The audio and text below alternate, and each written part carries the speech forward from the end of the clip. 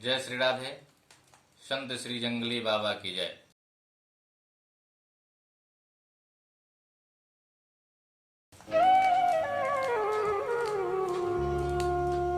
श्रावण के इस महीने में भगवान शिव की आराधना सबसे श्रेयस्कर मानी गई है।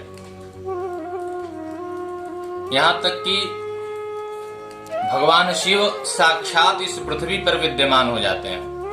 इसमें शिववास की आवश्यकता नहीं पड़ती। यह श्रावण महीने में भगवान शिव इस पृथ्वी पर आकर के और अपनी पूजा स्वयं ग्रहण करते हैं, स्वयं लेते हैं। तो आइए मन और वाणी को पवित्र करने के लिए सर्वप्रथम भगवान शिव की स्थिति हम लोग करें। तत्पश्चात आज के विषय वस्तु में प्रवेश करेंगे। गंगा तरंग रमणी यजटा कलापम गौरी निरंतर विभूषित वाम भागम नारायण प्रिय मदंग मदापहारम वाराणसी पुरपतिम भज विश्वनाथम वाराणसी पुरपतिम भज विश्वनाथम। श्री शंकर भगवान की जय। तो बंधुओं, आज का जो मुख्य विषय है कि आसन पर बैठकर पूजन करने से हम सबको क्या लाभ मिलता है, और किसी को भी जो भी गृहस्थ जीवन में है या जिस धर्म में आचरण करते हो, धर्माचरण में हो, उन सबको निश्चित रूप से आसन पर बैठकर ही पूजन करना चाहिए। क्योंकि कहा है कि पृथ्वी तया हृता लोका देवी तुम विष्णुना धृता तुम च धारय माम देवी पवित्रम च कुरुचासनम। हे पृथ्वी देवी, आप इस लोक को धारण किए हुए हैं और आपको भगवान साक्षात विष्णु ने धारण किया। इसलिए हे माँ, हे पृथ्वी देवी, हम अपने आसन पर बैठ रहे हैं, इस आसन को आप पवित्र करें। ऐसा मन में भाव रख करके आसन पर बैठ करके पूजा करने का विधान है। क्यों आसन ही होना चाहिए? बिना आसन के हम सब पूजन क्यों नहीं कर सकते? इसका मूल यह कारण है कि देखिए, पृथ्वी में गुरुत्वाकर्षण होता है, यह विज्ञान भी बताता है। अपने आप जो खींचने की जो क्षमता होती है पृथ्वी में, वह गुरुत्वाकर्षण की वजह से होती है। तो जब हम बिना आसन के बैठते हैं तो जो भी हम अपना सत्कर्म, अपना पुण्य अर्जित करते हैं, वह पृथ्वी हरण कर लेती है, यानी ग्रहण कर लेती है। तो इसलिए आसन के ऊपर ही बैठने का विधान है कि पृथ्वी में वह हमारा जो पुण्य सत्कर्म है, वह जो ऊर्जा है, वह पृथ्वी के अंदर प्रवेश न करे। और आसन पे जब भी, आसन पे पूजन करने के पश्चात जब भी हम आसन पर से उठें, निश्चित रूप से आचमन ले करके और आसन के नीचे जल गिरा करके और मस्तक से और नेत्र में लगा लेना चाहिए उस जल को।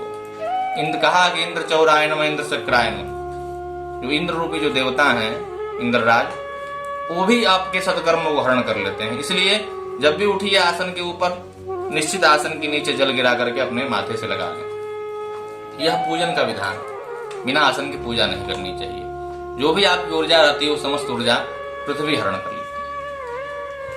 और यही नहीं, जो पृथ्वी देवी हैं, वह कर्म के साक्षी भी होती हैं। पृथ्वी देवी और दीपक देवता, ये दो ऐसे हैं जो आपकी कर्म के साक्षी होते हैं। दीपक देवता के रूप में जो बात कही कि भो दीप देव रूपस्त्वम कर्म साक्षी हविनिकृत यावत कर्म समाप्ति स्यात् तावत तुम संस्थिरो भव। हे दीपक देवता, आप कर्म के साक्षी हैं और जब तक मेरा यह कर्म चल रहा हो, आप स्थिर हो। इसलिए अखंड ज्योति का विधान है। अखंड ज्योति किसी भी पूजन में रखना चाहिए, बड़ा अनुष्ठान आदि होता हो तो। और यदि घर में आप पूजन कर रहे हो तो समान एक दीपक जलाएं, आसन लगाएं और जो भी विधि विधान, जो भी आप लोग का जो भी दिनचर्या है, उसका पालन करते हुए पूजन करें। देखिए, कर्म के साक्षी दीपक देवता। अब आप देखिए, विवाह में अग्नि के जो फेरे लिए जाते हैं, वो अग्नि को साक्षी मान करके लिए जाते हैं। उसका कारण क्या है कि वही कर्म के वो साक्षी होते हैं, आपके गवाह के रूप में वह होते हैं कि हमने यह विवाह देखा है, यह जो भी यह सत्कर्म हो रहा है यह हमने देखा है इस रूप में। और एक और भ्रांतियां समाज में चली आ रही हैं, बहुत जगहों पे देखने को ऐसा मिलता है कि विवाह में लोग 7 फेरों का जो एक विधान बना के रखे हैं, ऐसा नहीं है। विवाह में मुख्य जो है जो फेरे होते हैं वो 4 ही होते हैं, ये सब लोग जान लें।